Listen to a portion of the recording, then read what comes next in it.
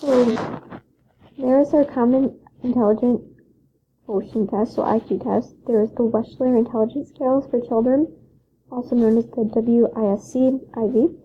This is perhaps the most widely used individualized measure of intelligence. There are 3 tests in the series: preschool and primary, children, and 16 and up. This test contains several subtests to measure verbal and performance skills. Verbal tests include information, similarities, arithmetic, vocabulary comprehension, and digit span, and performance tests include picture completion, picture arrangement, block design, object assembly, coding, symbol search, and mazes.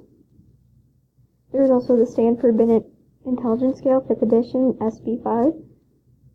It's ages 2 to adult.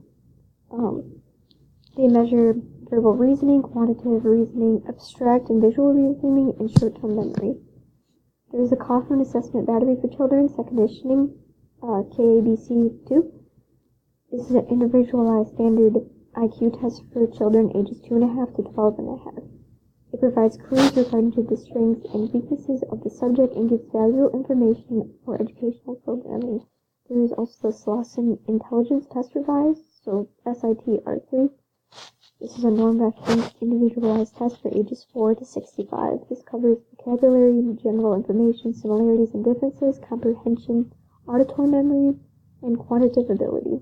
There is a test of nonverbal intelligence, 3rd edition, TONI-3.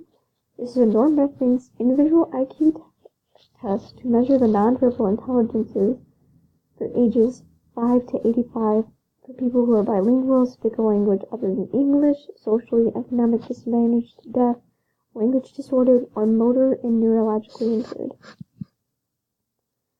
There are some commonly used academic assessments. There's the Bavance test, which can be used through kindergarten through grade 9. This tests readiness in reading, language arts, and mathematics. This is helpful with pinpointing specific skills that a child has not learned and writing goals for the IEP. There's the Woodcock-Johnson. It's norm reference, ages 5 to 19 years old. This measures coding, reading comprehension, spelling, mathematical reasoning and calculation, listening comprehension, and oral and written expression. There's also the Kaufman test. This is a norm-referenced standardized test that's used in pre-K through grade 12. This measures decoding skills, reading comprehension, spelling, mathematics, computation, and application. So, there are some observations to be done that is usually done by a special education specialist and can be as short as 10 minutes. The purpose of these observations is to see how a student works and participates during class time.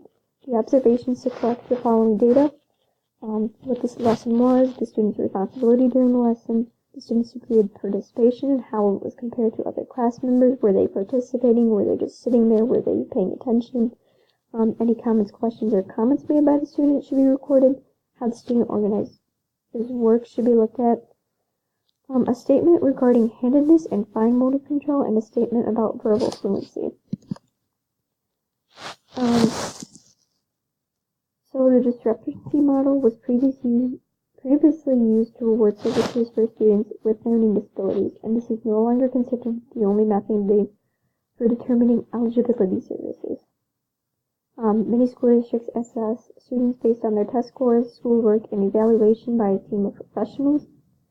Originally, the discrepancy model held that students must show a large discrepancy between their scores in order to receive special education, so high in one area, low in another. The system left a lot of low functioning out of the system because they never had the one high test to compare with the low one. And that is it for today.